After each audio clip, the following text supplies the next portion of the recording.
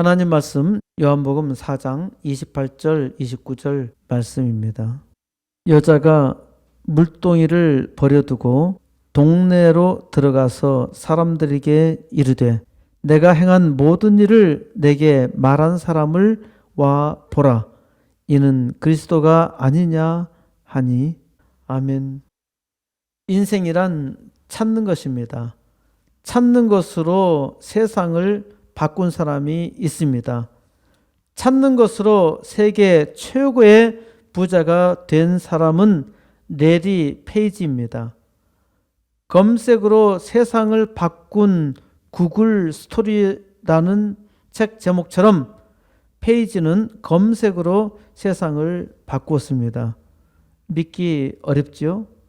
페이지도 처음에는 검색이 얼마나 유용한지 몰랐습니다.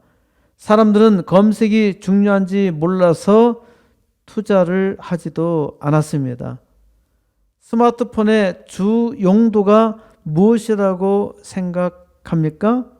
전화가 주 용도면은 7학년이고, 사진이 주 용도면은 5학년이고, 음악이 주 용도면은 4학년이고, 인터넷, SNS, 게임 이런 거를 몽땅 모아놓은 것이 스마트폰이 아닙니다.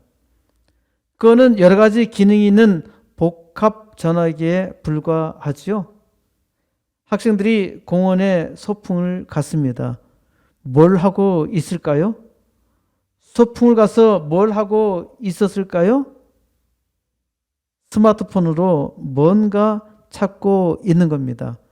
다른 친구들에게는 아무런 관심이 없어요. 웹툰, 웹소설, 연예인, 드라마, 게임 이런 걸 부지런히 찾고 있습니다. 사람들은 지도, 맛집, 여행지, 건강, 생활 여러 가지 정보를 찾지요. 스마트폰을 스마트폰 되게 하는 것이 검색입니다. 스마트폰으로 검색을 하지 않는다면 쉰 세대입니다. 스마트폰으로 검색에 미쳐 있다면 신세대입니다.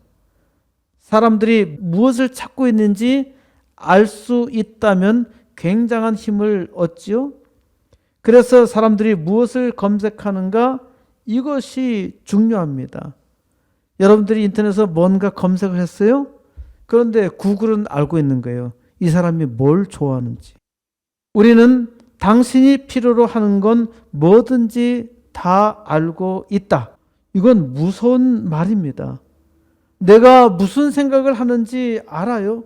무엇을 원하는지 알아요? 스마트폰은 알고 있단 말입니다.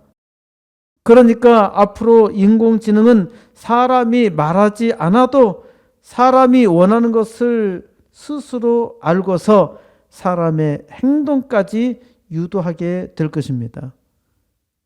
무서운 세상이죠. 인공지능이 주인의 뜻을 모르면은 주인에게 계속 물을 거예요. 인공지능이 주인을 검색해서 주인이 원하는 바를 알아내는 겁니다. 이제 스마트 세상이 되어서 집에 갈 때도 그렇잖아요.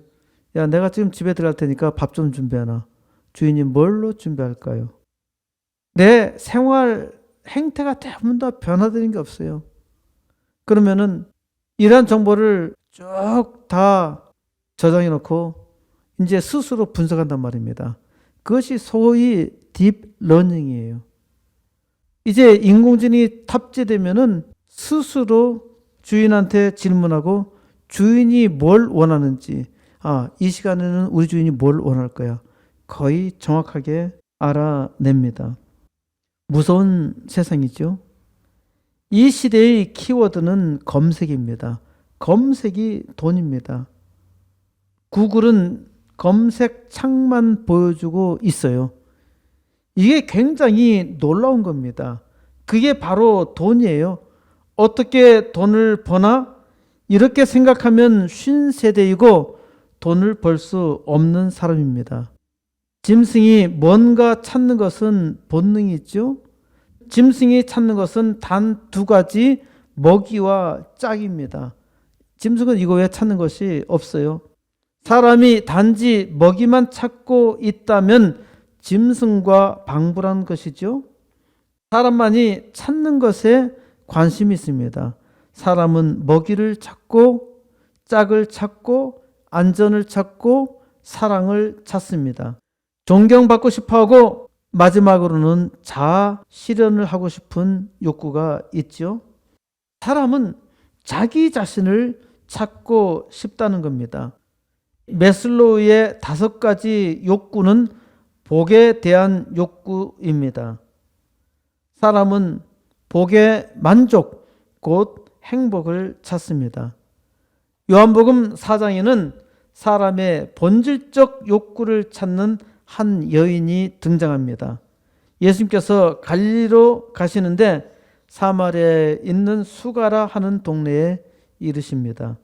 거기에는 이스라엘의 조상 야곱의 우물이 있었습니다. 예수님께서 거기 우물 옆에 앉으셨어요.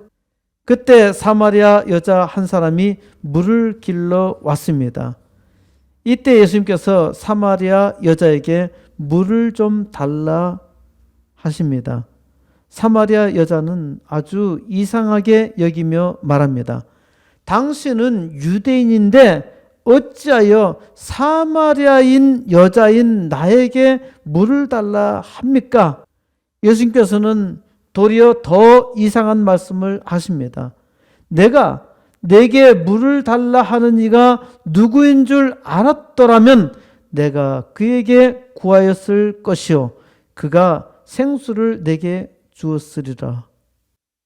주여, 물 기를 그릇도 없고 이 우물은 깊은데 어디서 당신이 그 생수를 얻는다는 말입니까? 이 물을 마시는 자마다 다시 목 마르려니와 내가 주는 물을 마시는 자는 영원히 목마르지 아니하리니 내가 주는 물은 그 속에서 영생하도록 솟아나는 샘물이 되리라. 기가 막힌 물이죠. 여자는 놀라서 그런 물을 달라고 합니다. 반전이죠. 예수님께서 내 남편을 불러오라고 하십니다. 남편이 없다는 여자의 말에 예수님께서 너에게 남편 5이 있었고 지금 있는 자도 내 남편이 아니니 내 말이 참되다 하십니다. 여자는 깜짝 놀라서 당신은 선지자입니다. 우리 조상들은 이 산에서 예배하였는데 당신들의 말은 예배할 곳이 예루살렘에 있다 하더이다. 예수님께서 이 산에서도 말고 예루살렘에서도 말고 영과 진리로 예배할 때가 왔다고 말씀하십니다.